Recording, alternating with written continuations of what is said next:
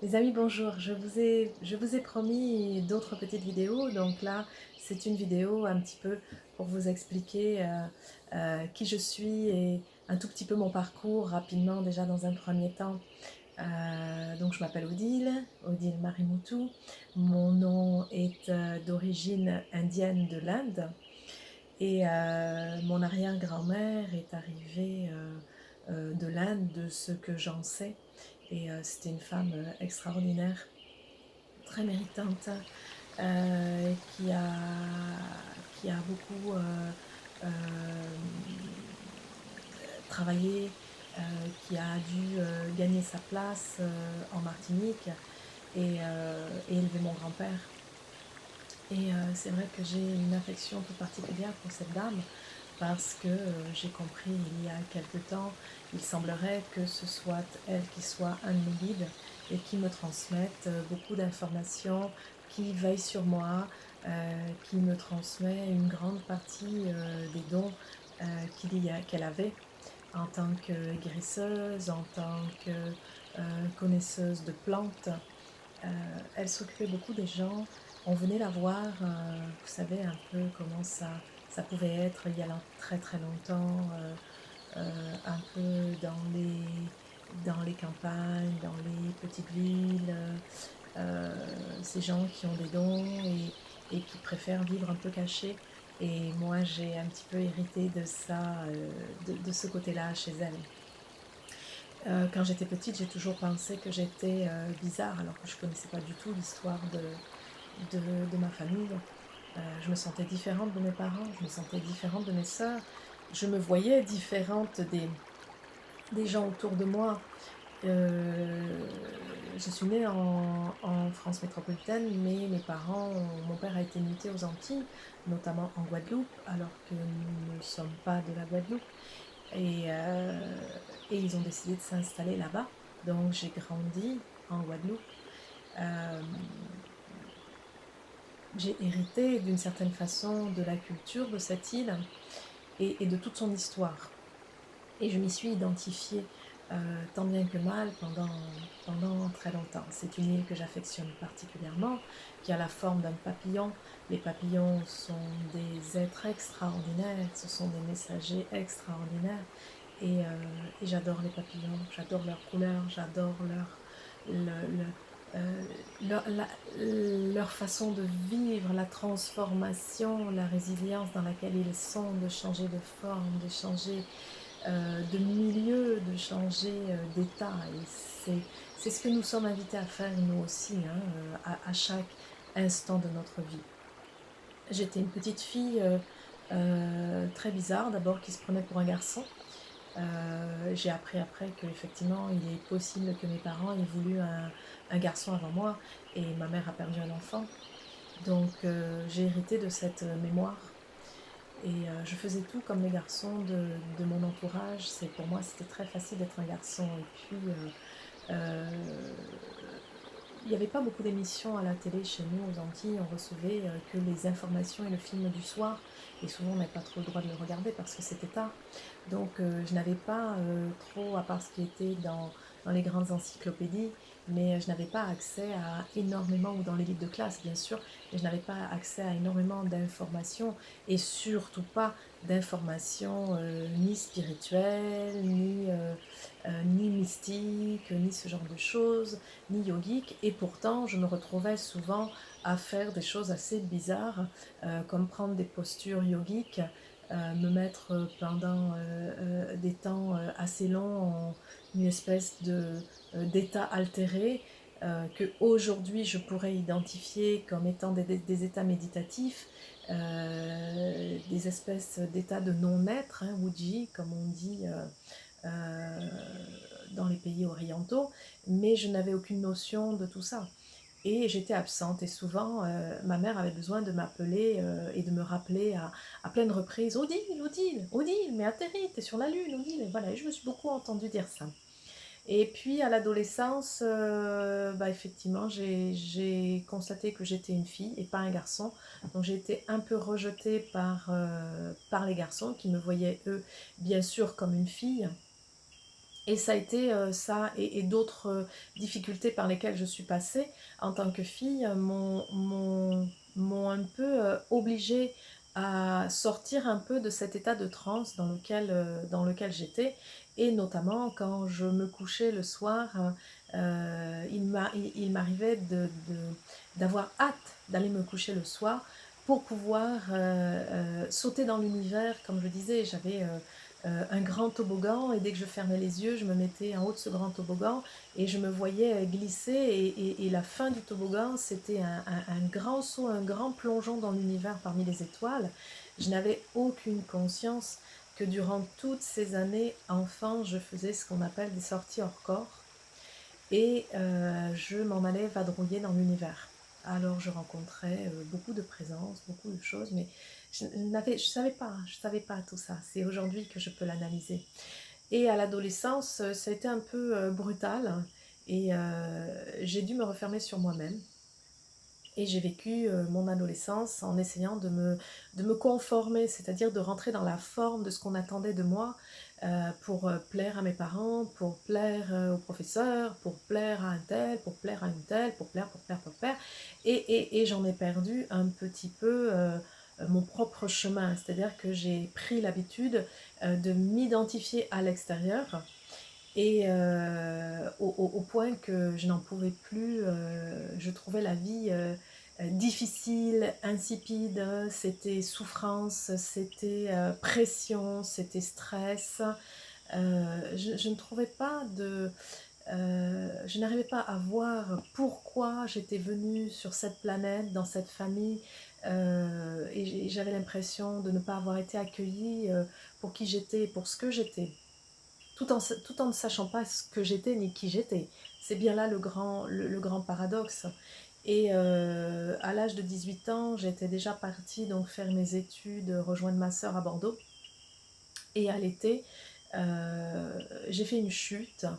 Je suis tombée sur le coude sur un paillasson en métal. Et je me suis relevée, mon père m'a récupérée parce que mes parents étaient venus en vacances à Bordeaux nous rejoindre. Nous étions à Lille à ce moment-là en vacances et je me suis évanouie. J'ai perdu connaissance j'ai juste senti que ma tête partait et j'ai perdu connaissance. Et là, je suis partie dans une sorte de tunnel. Mais c'était pas un tunnel, c'était tellement vaste, c'était tellement grand, c'était brillant, c'était lumineux. Et il y avait du monde, il y avait beaucoup, beaucoup, beaucoup, beaucoup de monde. Et tout le monde avait l'air tellement content de me voir, tellement content de me souhaiter la bienvenue. C'était quelque chose d'extraordinaire, c'était un sentiment, c'était le sentiment que j'attendais, que j'aurais voulu ressentir tout au long de mes jeunes années et que je n'arrivais pas à ressentir. C'était quelque chose que je connaissais, que j'avais déjà expérimenté, mais je ne me souvenais pas ni de quand, ni où. Et je suis arrivée auprès d'une personne qui était en fauteuil roulant. Et je me suis rendu compte que c'était une de mes tantes qui, à ce moment-là, était malheureusement dans le coma à l'hôpital. Et elle m'a dit, mais écoute, et je lui dis, mais qu'est-ce que tu fais là? Et elle me dit, mais tu sais, c'est super bien, les gens sont super gentils, moi j'ai juste envie de rester là, viens, reste avec moi, tu verras, c'est super. Et à ce moment-là, je me suis dit, mais oui, mais c'est génial, quoi. En plus, j'ai une tati que j'aime avec moi, et donc c'est super, je vais rester là. Et au moment où effectivement j'étais encore en train de peser le pour et le contre en basculant vers ok je reste là, j'ai entendu une voix, qui me disait Mimi reviens, Mimi reviens, Mimi réveille-toi. Et, et la seule personne qui m'appelait Mimi à cette époque-là, c'était ma sœur aînée. Et ma sœur aînée, bien pendant très très longtemps dans ma vie, ma sœur aînée et moi, nous n'avons euh, pas été des bonnes copines. Et c'était très difficile avec ma sœur aînée. Dès mon arrivée bébé, effectivement, je suis venue envahir son espace. Et ça a été quelque chose de très difficile pour elle. Mais à ce moment-là, quand j'étais avec toutes ces personnes dont je distinguais la forme mais pas forcément le visage, où ça passait tellement vite que je n'arrivais à pas en reconnaître beaucoup, à part une, cette tante, eh bien j'ai j'ai entendu cette voix: «Mimi, Mimi, reviens avec moi, Mimi, reviens!»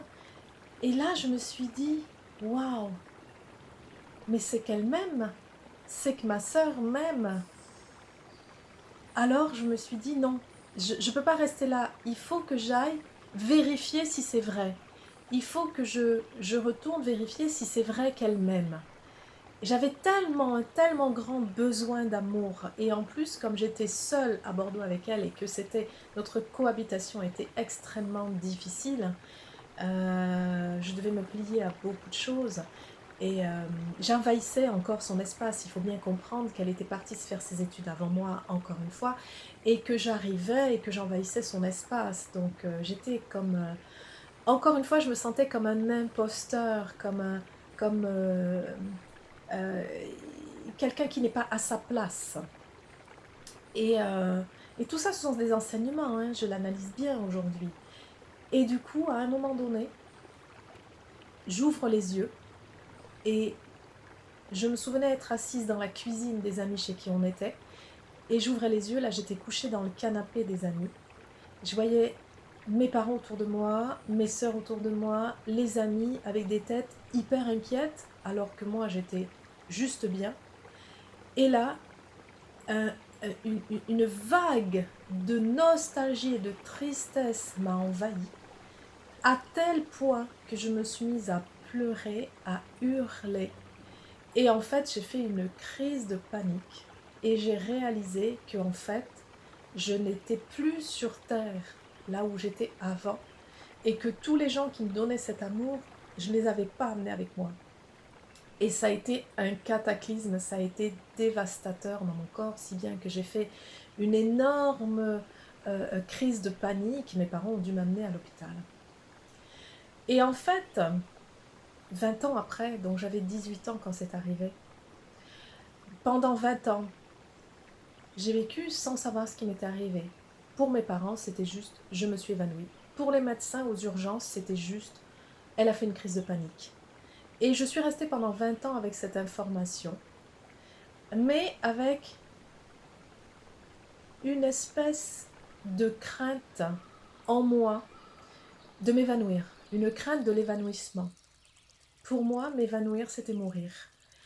Et autant une part de moi avait envie de repartir dans ce tunnel où tous ces gens m'aimaient, autant une part de moi n'avait pas du tout envie d'aller expérimenter ça parce que eh bien, le retour, ça avait été quelque chose de catastrophique pour moi. Et quand je suis arrivée à Toulouse en 2006 et que j'ai commencé à rencontrer des personnes qui travaillaient en énergétique, à aller recevoir des soins énergétiques et que j'ai commencé à lire énormément et à écouter des interviews, à, à rencontrer des personnes qui avaient des capacités extrasensorielles. J'ai découvert un livre d'une jeune fille qui, après sa mort, vient parler à ses parents à travers un médium. J'ai découvert aussi les écrits du père Brune, pardon, et la vie après la mort. Et tout ça, j'ai lu Conversation avec Dieu, et tout ça m'a permis de me rendre compte que non seulement quand j'étais enfant, je faisais des sorties hors corps, mais en plus, cette fois-là, quand j'avais 18 ans, j'avais fait ce qu'on appelle une EMI, une expérience proche de la mort en fait, hein, une expérience de mort imminente ou une NDE, Near Death Experience. Euh, Tout un tas de façons de dire que, eh bien, on quitte son corps physique et on remonte dans le plan de l'âme et on va auprès des autres âmes. Et c'était tellement magique, magnifique que ça a été pour moi un révélateur. Ça a été pour moi un révélateur de beaucoup de choses.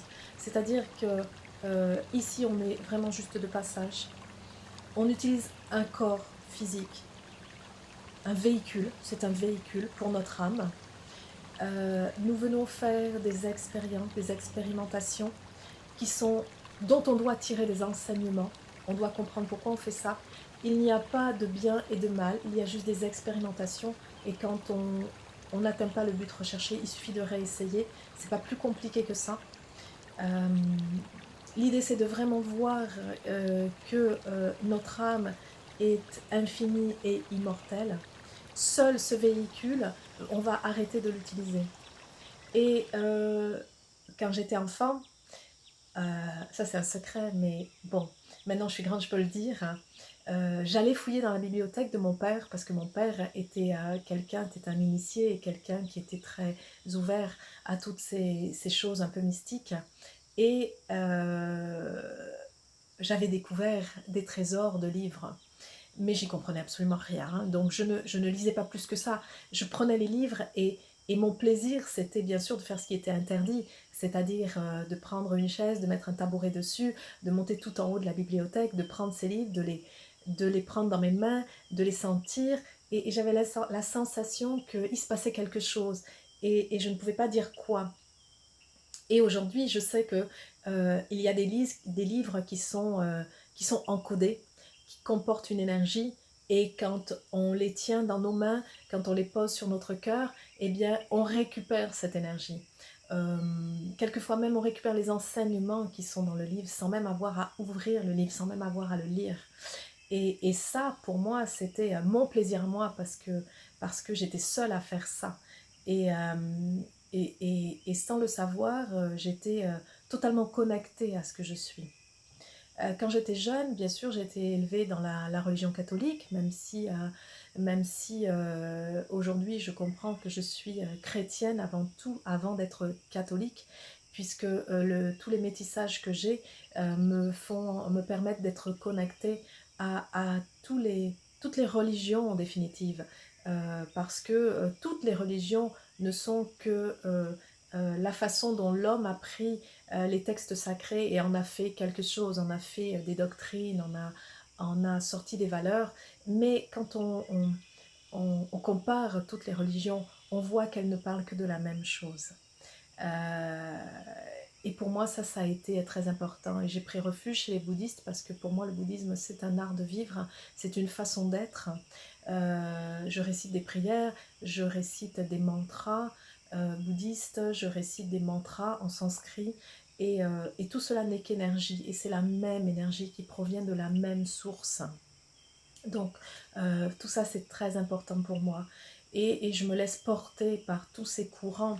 Je prends ce qui est bon partout, y compris dans le chamanisme, y compris dans la connexion avec la nature, avec la terre-mère, avec cette terre qui s'appelle Urantia Gaïa, sur laquelle nous sommes invités à venir vivre des expériences. Aujourd'hui, je peux analyser ce grand passage que j'ai fait quand j'avais 18 ans, qui m'a ouvert des portes, même si je n'en ai pris conscience que 20 ans après. Durant ces 20 ans, je ne suis pas restée en sommeil. J'étais toujours très attirée par tout ce qui est science-fiction, par tout ce qui est de l'au-delà, euh, par ce qui est écrit dans les textes sacrés. Et je faisais aussi beaucoup de rêves prémonitoires, c'est-à-dire que j'avais l'information des personnes qui allaient quitter ce plan. Et donc 20 ans après, quand je suis arrivée à Toulouse et que j'ai compris ce que c'était une expérience de mort imminente, et bien j'ai compris aussi auprès des chamans que j'avais cette capacité d'avoir un pied ici et un pied de l'autre côté. C'est-à-dire que je pouvais, pourquoi pas, être un intermédiaire, un interlocuteur entre ces deux plans-là. Et j'ai commencé à m'intéresser à tout ce qui est